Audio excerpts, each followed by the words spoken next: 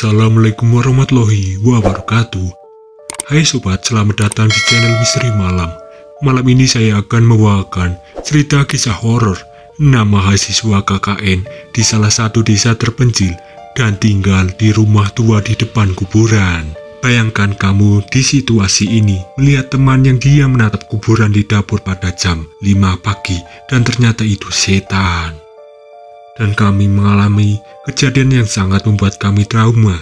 Ada kepala jatuh di area kuburan belakang rumah dan menggelinding kepala itu, ekspresinya ketawa saat kepala itu berhenti, matanya terbuka dan bibirnya yang pucat memberikan senyuman mengerikan.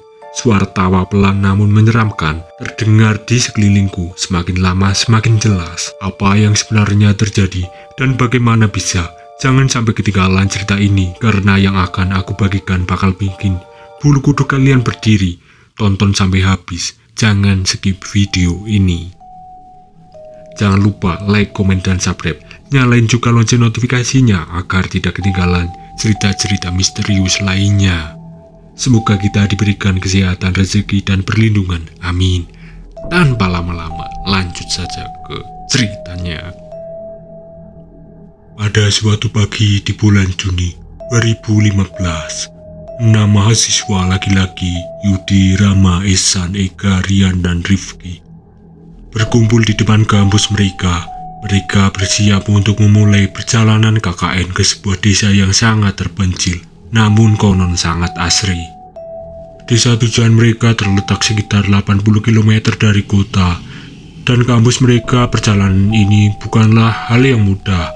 Namun semangat mereka untuk mengabdi dan mencari pengalaman baru mengalahkan rasa lelah yang mungkin akan mereka hadapi. Dengan membawa tas-tas besar berisi perlengkapan untuk beberapa minggu ke depan, keenam pemuda ini menaiki motor mereka.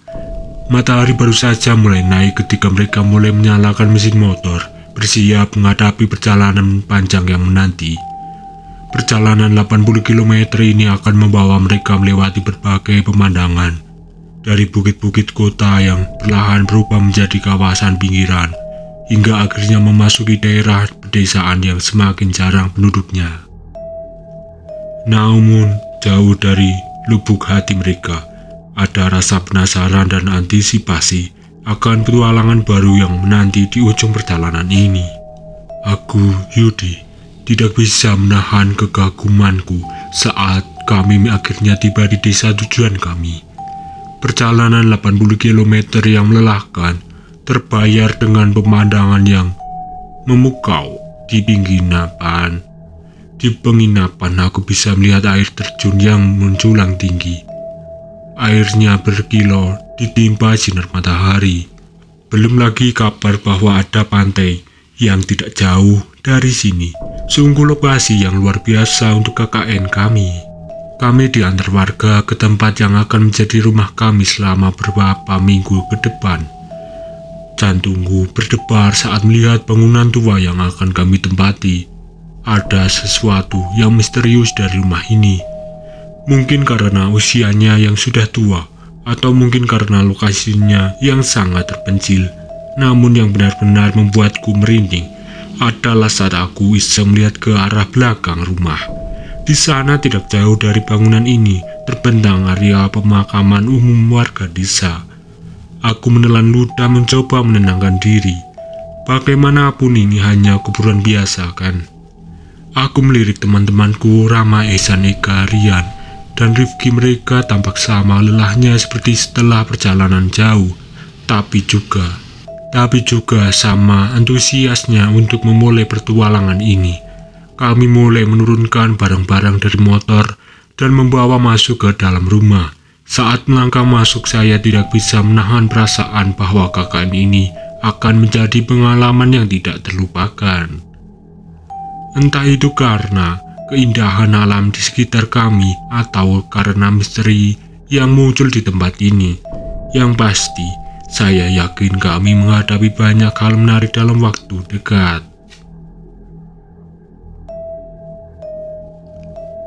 Malam mulai turun dan suara-suara malam mulai terdengar dari arah kuburan. Saya fokus pada rencana kegiatan kami besok. Namun jauh dari lubuk hatiku, ada perasaan aneh yang tidak bisa kujelaskan. Malam semakin larut, dan kami memutuskan untuk tidur di ruangan tamu. Ruangan ini cukup luas untuk menampung kami berenam, dan entah kenapa kami merasa lebih nyaman tidur bersama di sini daripada terpisah di kamar yang tersedia. Ruang tamu ini benar-benar mencerminkan gaya jadul rumah ini. Lantai kayunya berderit pelan setiap kali kami melangkah, dan ada aroma khas kayu tua yang memenuhi udara. Dindingnya dihiasi beberapa lukisan tua dan foto-foto yang sudah memudar.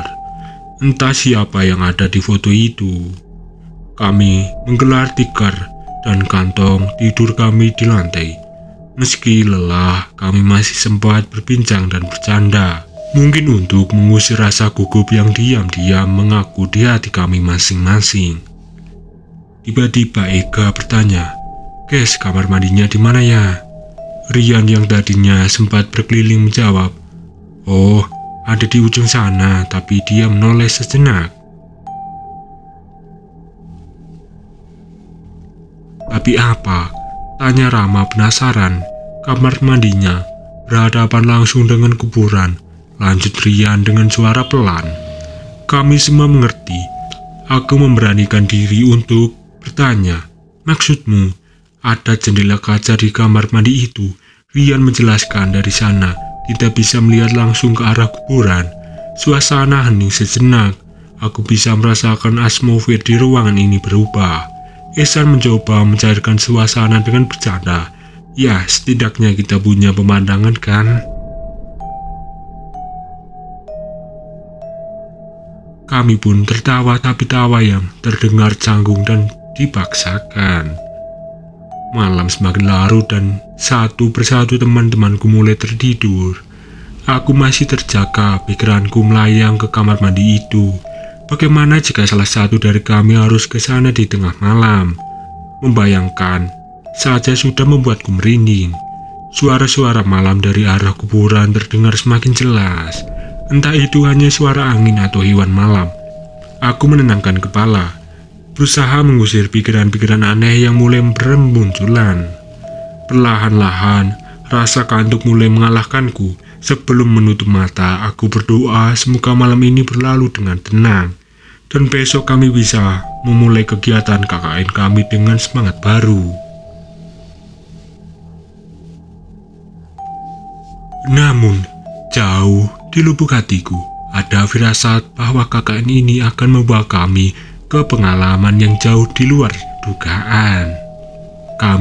Sudah seminggu kami tinggal di rumah tua ini. Pagi itu sekitar pukul 5. Aku terbangun lebih awal dari yang lain. Teman-temanku masih terlelap di ruang tamu. Dengan dengkuran mereka memecahkan kesunyian. Aku memutuskan untuk ke kamar mandi, mengawali hariku seperti biasa. Setelah selesai, saya ingin kembali ke ruang tamu. Ketika sesuatu yang menarik perhatian saya. Di dapur, aku melihat sosok yang kukenali sebagai Yudi. Anehnya, pikirku, biasanya dia yang paling sulit bangun pagi, tapi ada sesuatu yang tidak beres. Yudi pun berdiri diam menghadap ke arah jendela kaca yang mengarah ke kuburan. Tubuhnya kaku, mencairnya kosong. Dia seperti sedang menatap sesuatu di luar sana, tapi aku tak bisa melihat apa-apa selain kabut tipis yang menggagalkan area pemakaman.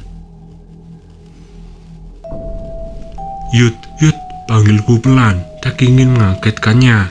Tak ada respon. Yud, aku mencoba lagi, kali ini sedikit lebih keras. Masih tak ada jawaban. Yudi tetap diam, matanya tertuju pada pemandangan di luar. Aku mulai merasa tidak nyaman. Ada sesuatu yang sangat janggal dengan situasi ini. Aku memberanikan diri mendekat dan menyentuh tubuhnya. Kali ini dia bereaksi, tapi bukan reaksi yang kuharapkan. Tanpa menoleh, dia hanya berbisik pelan. "Hah?" Suaranya terdengar jauh, seolah-olah pikirannya berada di tempat lain. Aku merasakan bulu kuduku berdiri. Ada apa dengan Yudi? Apa yang dia lihat di luar sana? "Yud, kamu ngapain di sini? Ayo kita balik tidur saja."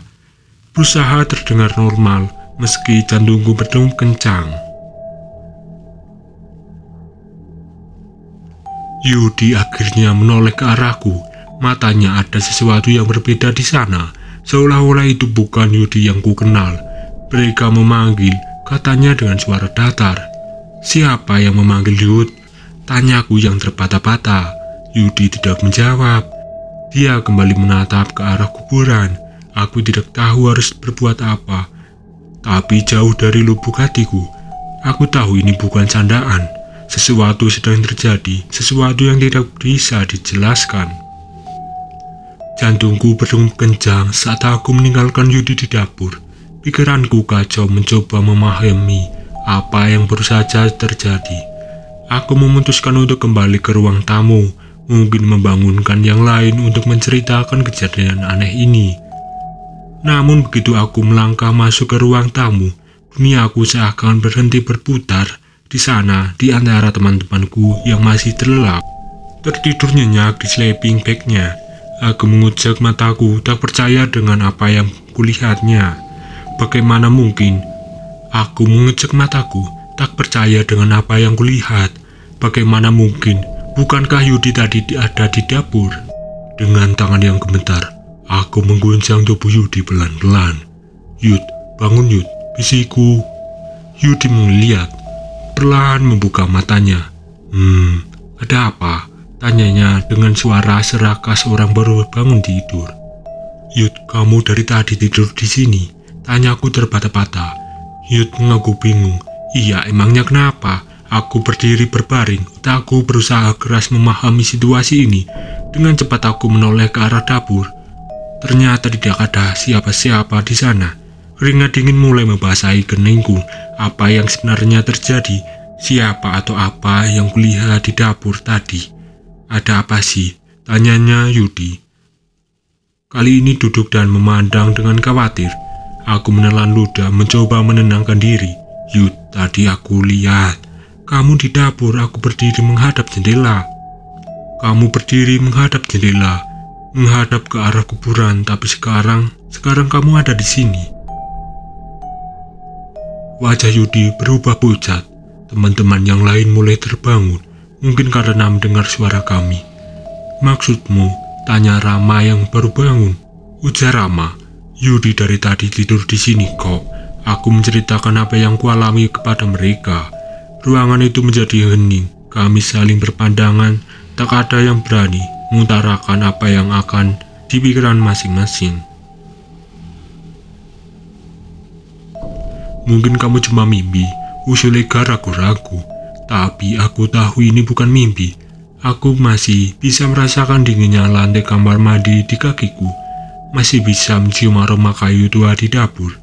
Atau mungkin Ihsan tidak melanjutkan kalimatnya, tapi kami semua tahu apa yang dia pikirkan.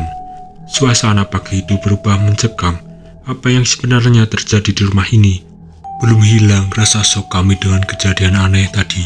Tiba-tiba terdengar suara benda jatuh yang sangat keras dari arah belakang rumah. Suara itu memecah keheningan pagi, membuat kami semua terlunjak kaget. "Apa itu?" tanya Rifki dengan suara bergetar. Tanpa berpikir panjang, kami berlari ke arah suara itu.